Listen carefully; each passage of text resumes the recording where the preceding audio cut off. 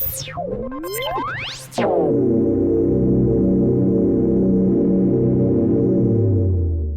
is your weekly report on corruption in the Philippine government.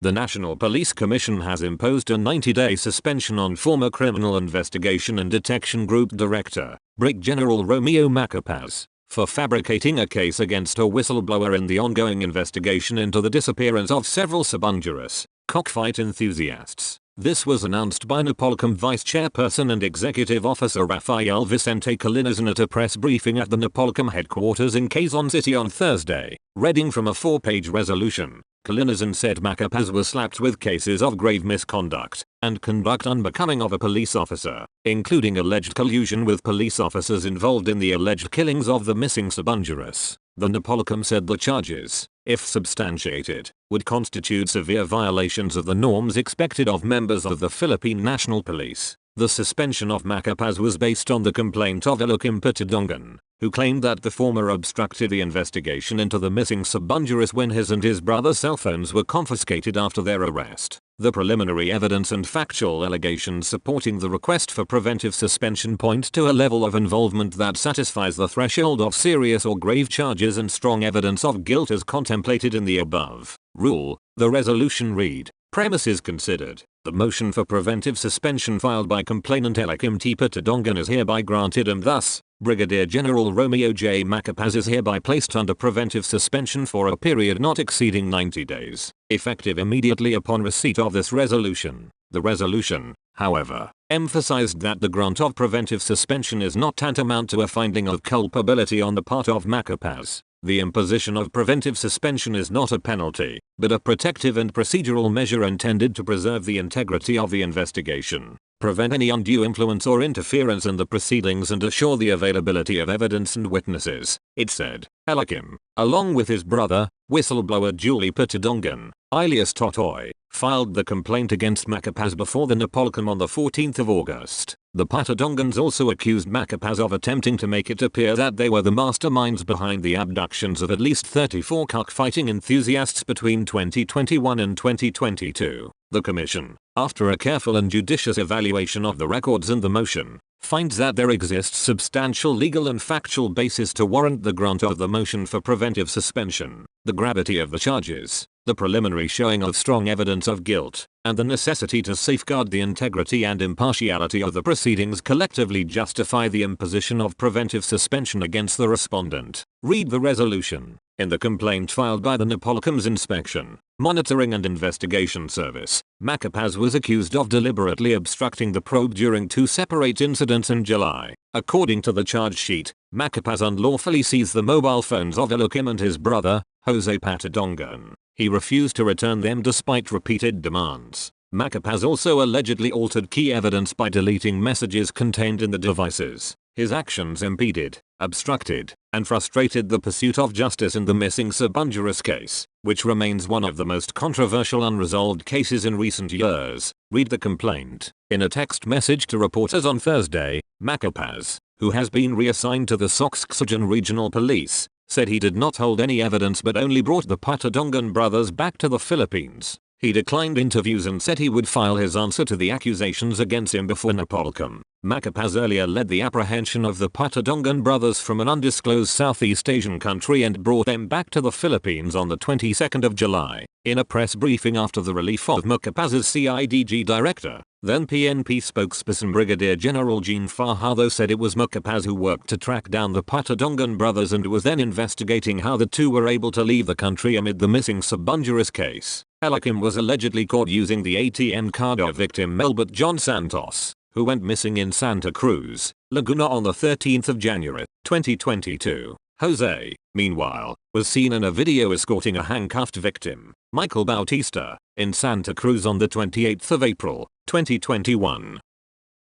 The Sandiganbayan has granted the petition filed by the Philippine government for the forfeiture of the unlawfully acquired properties of the late Muntinlupa Mayor Maximo Argana, in a 114-page decision dated the 18th of August, 2025. The Sandiganbayan 3rd Division granted the petition of the government originally filed in 1991 to forfeit in favor of the state unlawfully acquired property included in the estate of Argana. who was mayor of Muntinlupa from 1964 to 1967 and then again in 1972 until his death in 1985. The court said the heirs of the mayor who are respondents failed to controvert petitioners' government evidence that between 1964 to 1967 and from 1972 up to his death in the 19th of June 85, Argana acquired or made expenditures for wealth and properties with a cost of 5,868,317 pesos that were manifestly disproportionate to his lawful income for the same period.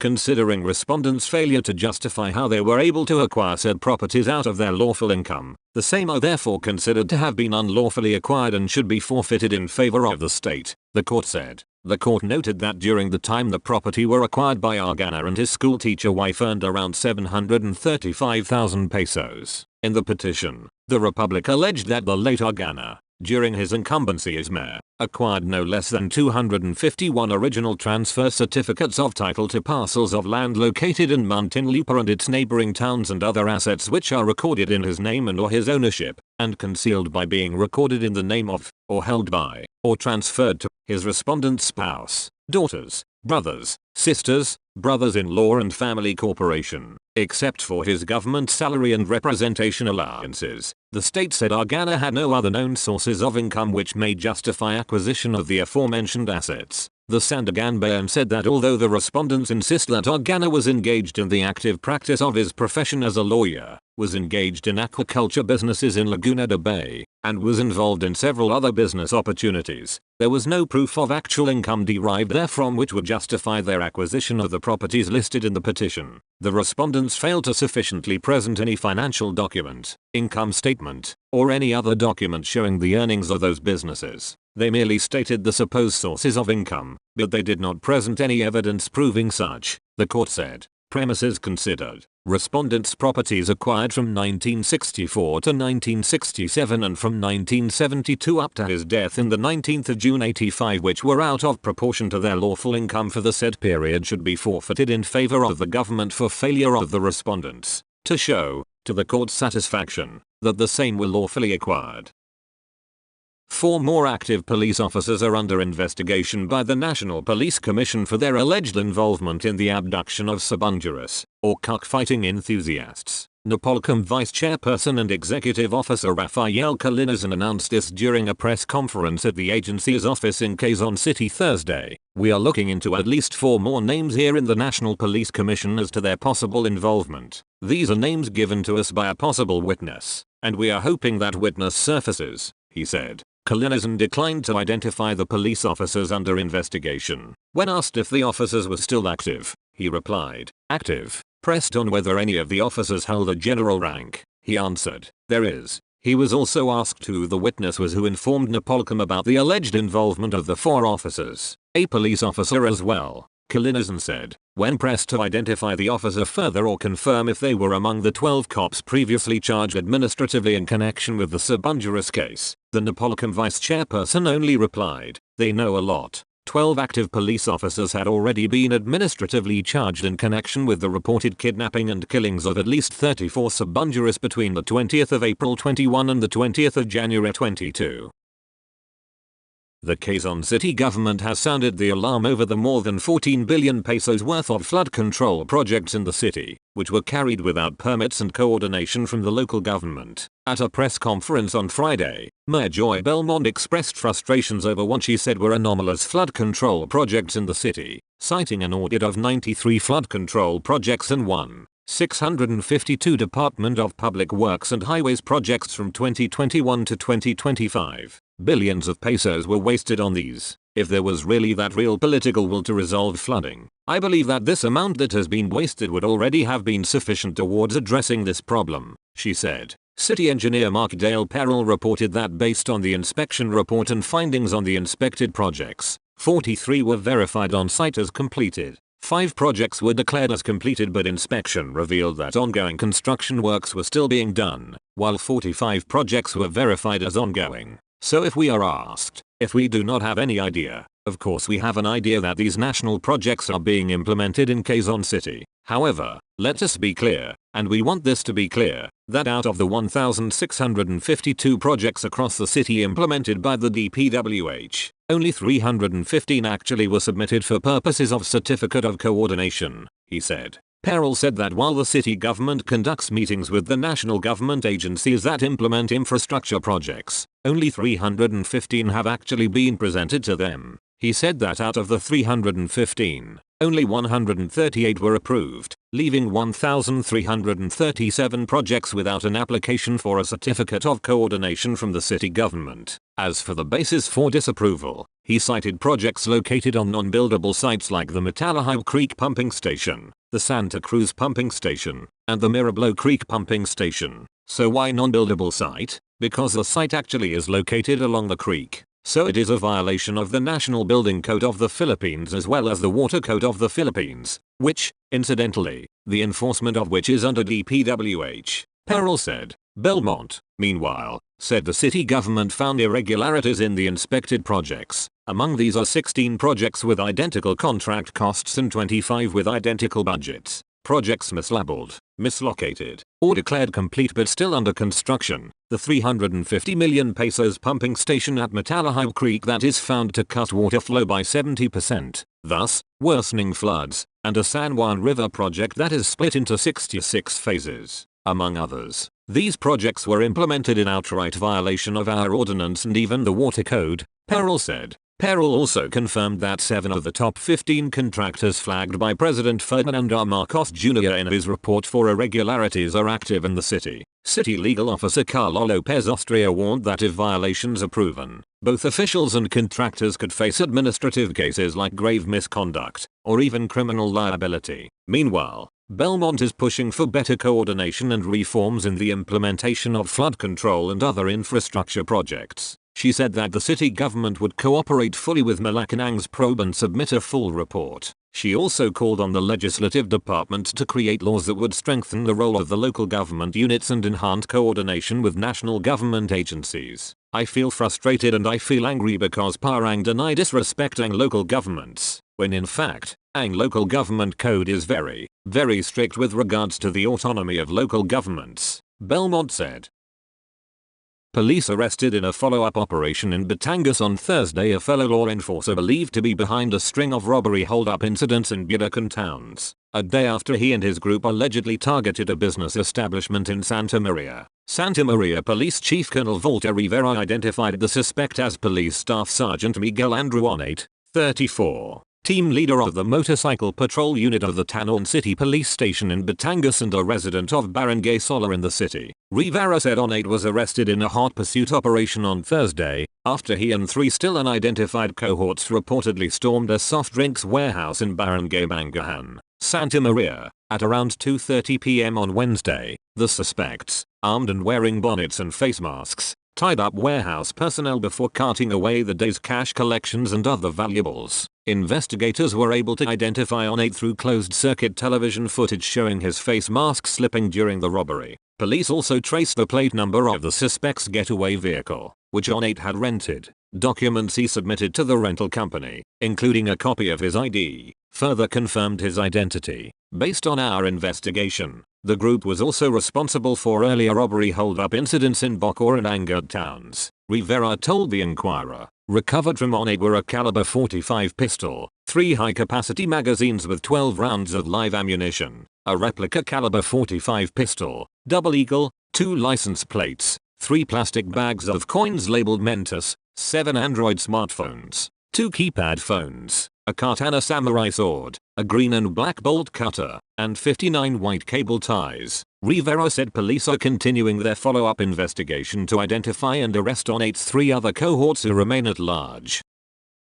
Former Energy Secretary Alfonso QC and 4 other former officials of the Department of Energy were charged with graft by the Office of the Ombudsman in connection with the allegedly railroaded approval of the sale of substantial shares in the Malampaya gas project to a company owned by Davao-based businessman Dennis Uy in 2019. In a press statement issued yesterday, Partido Democratico Pilipino confirmed that a case of graft has been filed by the Ombudsman against QC and other former DO officials. The Partido Democratico Pilipino confirms that a case involving the Malampaya gas project has been filed with the Sandigan Bayan against, among others, PDP acting chairman and former Energy Secretary Alfonso G. QC, PDP spokesman Ferdinand Topacio, said, "It must be emphasized that this is the same case that was previously dismissed by the Office of the Ombudsman, which found no evidence of wrongdoing on the part of Secretary QC," he added. Topacio said the Ombudsman's reversal of its previous resolution is the subject of their camp's pending petition for certiorari before the Supreme Court. Thus,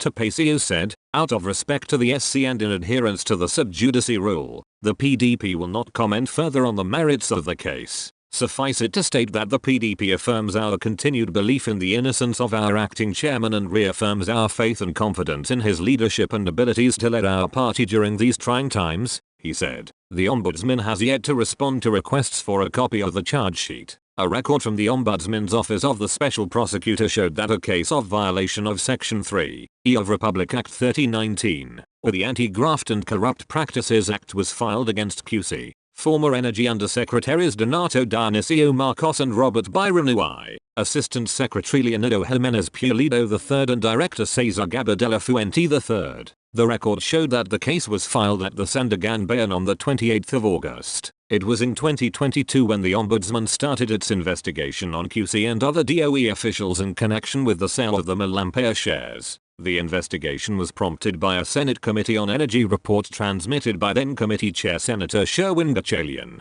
Based on the committee report, the DOE supposedly railroaded the approval of the sale of 45% interest in the Malampaya gas project of Chevron Malampaya LLC Philippines to UC Malampaya, an indirect subsidiary of Udena Corporation, a company owned by Y. The 45% shares were sold to UC Malampaya for $545 million. Gatchalian earlier said the extensive hearings of the Senate Committee on Energy revealed several irregularities in the DOE's approval of the sale of the Malampaya shares. For one, the senator said, it was admitted by QC during the hearing that UC Malampaya failed the financial test, but the DOE still proceeded with endorsing the sale of Chevron's 45% Malampaya shares to the former. Gatchalian said it was also revealed during the hearing that UC Malampaya failed to submit its audited financial statements before the sale was approved. He pointed out, as the DOE-sanctioned deal states UC Malampaya would rely on earnings from Malampaya operations to pay for its 45% share. The DOE should have ensured first that the company has the financial capacity to sustain operations and to conduct further exploration. It was earlier reported that Udena also bought another 45% of Malampaya shares held by Shell Philippines Exploration BV for $380 million, making the Dennis Uy-led company the holder of 90% shares in the Malampaya natural gas project. In 2022, the Ombudsman dismissed the graft complaint against QC and the other respondents for supposed insufficiency of evidence. In 2024, however, it reversed its earlier decision and said there was probable cause to indict QC and the other respondents for graft. This prompted QC to file a petition for certiorari before the SC, seeking the nullification of the Ombudsman's 2024 resolution. A complaint has been filed with the Office of the Ombudsman against Engineer Arturo Apollina, Assistant Regional Director of the Land Transportation Office 7, for grave misconduct, conduct prejudicial to the best interests of the service, and dishonesty. The complaint was filed by Carmen Celestial, an employee of LTO 7, and was received by the Ombudsman on Friday, the 29th of August, 2025. In her complaint, she alleged that Apollina used his influence to allow an insurance company to illegally tap electrical and water lines at the LTO Motor Vehicle Inspection Center compound in Emligata, Sabangdaku, Mandawi City. The electrical line allegedly came from the office of Engineer Apollina, going to a privately constructed building intended to be used as an insurance office located adjacent to the MVIC compound, thereby allowing this insurance office to benefit from the free water and electrical fees to the detriment of the government. She also alleged that Apollina also extorts 500,000 pesos from a private emission testing center as a fee for his help in having their applications approved by higher authorities, not content. Engineer Apollina also regularly visits these private emission testing centers in the guise of inspection, but in reality, he is merely waiting for these PETCs to give him money whenever he would visit them. The complaint reads, Celestial urged the Ombudsman to investigate these grave and serious allegations. Prior to this, Assistant Secretary Lawyer Vigor Mendoza, Chief of LTO, issued a notice to explain against Apollina on the issue. Moreover, the investigation report identified a certain Mark, also known as McCoy, allegedly your trusted aide, as the individual responsible for the installation of the illegal connections, Mendoza said in his letter. In a comment, Apollina, however, said that he will not yet issue a statement since he hasn't received a copy of the complaint. "Thank you for your concern. I just have no comment because I haven't received any notice yet. Sorry," he said in a text message. A policeman assigned in Talisay City is now facing charges of attempted homicide after he allegedly threatened to shoot a man and drew his service firearm following an altercation inside a cockpit arena in Naga City last Saturday, the 30th of August. Police reports identified the suspect as Patrolman Frank Amambak Alimento, 46, a resident of Barangay Mainit, City of Naga, and currently assigned to the Talisay City Police Station. In an interview with CDN Digital on Monday, the 1st of September, Police Master Sergeant Aristia Tampas, the case investigator, said that on top of the criminal charges, Alimento may also face administrative sanctions depending on the outcome of the Cebu Police Provincial Office's investigation. The probe will determine his liabilities and whether formal administrative proceedings should be filed. Tampas said that Alimento entered the Naga Sports Arena around 1:30 p.m. carrying a bottle of beer and his fighting cock. Witnesses said he later got into a heated argument with another man during the cockfight pairing, and the altercation further escalated when the man forcefully pushed away Alimento's game foul, causing it to fall to the ground.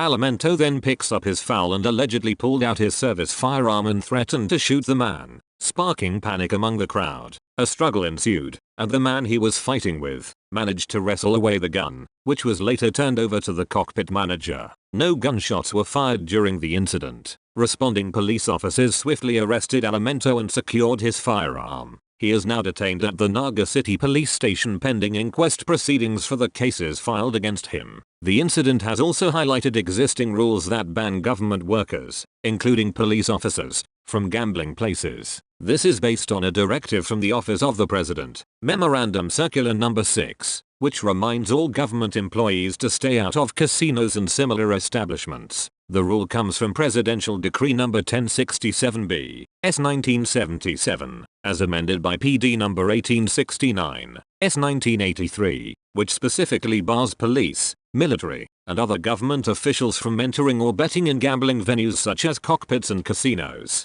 even if they are wearing civilian clothes. If the Cebu Provincial Police Office's investigating unit finds enough basis, Alimento could also face separate administrative proceedings for violating the ban on uniformed personnel inside gambling areas. This would be on top of the criminal complaints already lodged against him. The Marikina City Police Chief was relieved from his post for possible negligence after two of their personnel were accused of raping a female colleague, the Eastern Police District announced. "We administratively relieved the Chief of Police of Marikina for the pending investigation," EPD Director Brigadier General Aiden Lagradant said in a press briefing at Camp Crame on Monday. "When we say he is under investigation, we'll investigate if the Chief of Police is remiss in his function or his duties in overseeing his personnel," he added. The EPD Director added that the two officers' substation commander was also administratively relieved. He did not identify the Marikina Police Chief and the substation commander. The incident allegedly took place on the evening of the 17th of August along a jogging lane in Libius, Barangay Santo Nino, Marikina City. According to a police report obtained by Inquirer.net, a patrolman and a staff sergeant forced a female patrolman to drink liquor and then raped her in the back of their patrol car. The officers face charges of acts of lasciviousness and violation of Republic Act 8353, or the anti-rape law. They were also stripped of their service firearms and reassigned to the Personnel Holding and Accounting Unit. A Baguio court has convicted a police official for homicide over the death of Ryan Dave Almora, a resident who was killed during the height of the government's war on drugs in the 20th of July 16. In its decision, the Baguio Regional Trial Court Branch 60 sentenced Police Colonel Dante Lubas to 10 years to 14 years, 8 months, and 1 day of imprisonment. Aside from this, the court ordered him to pay the complainant, Almora's sister, 1.7 million pesos as actual damages, 173,500 pesos as attorney's fees and cost of suit, 100,000 pesos as moral damages, 50,000 pesos as exemplary damages, and 50,000 pesos as civil indemnity. The court said all the award for damages shall earn a 6% interest per annum until fully paid. In its ruling, the court did not give weight to Lubas' defense that Almora was the first to fire shots, noting that the hands of Almora did not contain gunpowder nitrates and there was a lack of physical evidence to prove that he fired a gun. In view of all the foregoing evidence, the self-serving claim of the accused that there was unlawful aggression on the part of the accused necessitating him to retaliate and defend himself could not be sustained, the court said. The court also ruled that Almora's injuries did not indicate that he was in a position to fight back as he sustained 2 gunshot wounds in his chest and 1 in his abdomen. It said that the trajectory of the gunshot wounds appeared to be downward, which suggests that the assailant or assailants was positioned from a higher elevation than Almora. Aside from this, the RTC said that there was a discrepancy in the testimonies of 2 participants in the buy-bust operation. One claimed that gunshots were heard 10 to 15 minutes after the authorities and the civilian informant entered the victim's residence, while the other testified that gunshots were heard only a few seconds after they entered. Unfortunately for the accused, he failed to prove the existence of any of the justifying circumstances claimed as his defenses. The inevitable conclusion therefore is that the accused is guilty of the crime of homicide beyond reasonable doubt, the decision read. 5 employees of the Land Transportation Office Cagayan Valley Regional Office were arrested on Monday in an entrapment operation for allegedly attempting to extort 200,000 pesos in exchange for the release of an impounded vehicle. According to authorities, police said the operation took place at the Baldovi Terminal compound on Sulacan Street in Barangay Bangat, Bambang, Nueva Vizcaya. According to a delayed police report released Tuesday, the suspects, identified by their aliases as Kane, 29, Abhel, 35, Hakab, 36, Munding, 39, and Totoy, 42, are all employees of LTO Cagayan Valley. Authorities apprehended them while they were attempting to collect the marked extortion money, which had been set up in the entrapment operation. Police Major Randy Vellard, chief of Bambang Police, said the victims, whose identities are withheld for security reasons, provided affidavits to the Nueva Vizcaya Police Provincial Office. The victims said that they initially agreed to a 25,000 pesos settlement, which later rose to 40,000 pesos after the suspects demanded the full 200,000 pesos for the van's release. In addition to the marked bills, authorities seized 40,000 pesos in cash, a .45 caliber handgun, a Glock 9mm pistol, ammunition, a sachet of suspected shabu, and other personal items from the suspects. The men are currently in police custody, with charges for robbery, extortion, illegal possession of firearms, and violations of the anti-drug law being prepared against them. A 30-year-old police officer shot and killed his live-in partner in their house in Barangay Aplaya, Digas City, Davao del Sur on Sunday, the 31st of August. The Digas City police identified the suspect as Police Patrolman Orland, assigned to the Hagonoy, Davao del Sur Municipal Police Station. Investigation said the suspect arrived home drunk with his daughter. The victim confronted the suspect, who got irked and shot her with his service firearm. The victim sustained multiple bullet wounds and died on the spot. Her mother was wounded by stray bullets and was taken to a hospital. The suspect was arrested in a follow-up operation and in police custody. Recovered from the crime scene were fired cartridge cases and deformed bullets. He faces appropriate cases and dismissal from the service. Follow-up investigation is ongoing. Administrative complaints have been filed against 4 police officers who were also implicated in the missing Sabungeras case for allegedly kidnapping 4 people during anti-narcotics operations in 2021. If proven true, the complaints will prove that some police officers tagged in the disappearance of cockfight enthusiasts were also involved in extrajudicial killings during detained former President Rodrigo Duterte's drug war. According to the National Police Commission, this would have a huge historical impact, Napolicom Vice Chairman and Executive Officer Rafael Vicente Calinizan said yesterday. The families of Charles Dean Soto, Dane Mark Carlos and siblings Jordi and Miko Mateos yesterday filed complaints with the Napolicom office in Quezon City. Lieutenant Colonel Ryan J. Oripa allegedly led the officers who kidnapped the victims. The 3 other suspects are Major Mark Philip Almadilla, Staff Sergeant Edmund Munoz and Master Sergeant Mark Anthony Manrique. Soto's mother, Elizabeth, mentioned 7 other names linked to the kidnappings. 2 confidential informants were also charged. Huge historical impact, Napolicom Vice Chairman and Executive Officer Rafael Vicente Calinizan said yesterday. The families of Charles Dean Soto, Dane Mark Carlos and siblings Jordi and Miko Mateos yesterday filed complaints with the Napolicom office in Quezon City. A 54-year-old former barangay councilor was gunned down in Hacienda Caballero, Barangay San Pablo, Manapla, Negros Occidental on Wednesday morning, the 3rd of September. Investigation said a man was looking for a lost Carabao in the area and asked for the house of the victim Pablo. The victim went out of his house and had a brief conversation with the suspect, after which the suspect drew his firearm and shot the victim multiple times. Pablo died on the spot, and the suspect entered the victim's house and threatened his family before fleeing towards a mountainous area. Recovered from the crime scene were 10 empty shells and a live .45 caliber ammunition. Police are pursuing the suspect and conducting follow-up investigation. Meanwhile, police arrested a 41-year-old Chinese for dealing smuggled cigarettes worth 7.8 million pesos in this city on the 29th of August. The suspect, Alan, was apprehended following intelligence-driven reports about his illegal activity. He faces appropriate cases. That's all for this week. I'll see you next Friday with more stories of corruption and foolishness within the Philippine government.